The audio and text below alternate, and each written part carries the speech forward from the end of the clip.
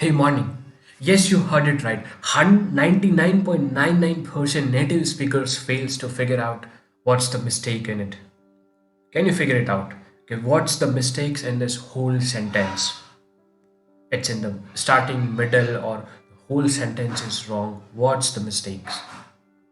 The sentence is he killed me with a sharp knife. He killed me with a sharp knife.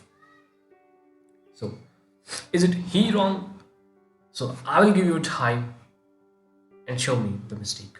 And write down in the comments.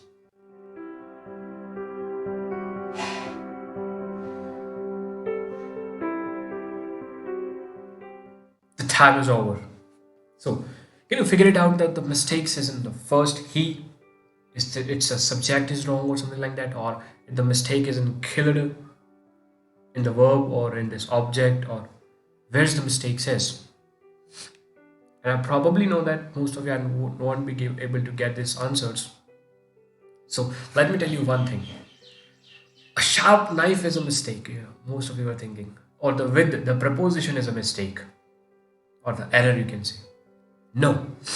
The whole sentence is wrong. The whole sentence has an error. He killed me with a sharp knife. Read it again. He killed me with a sharp knife. He killed me with a sharp knife.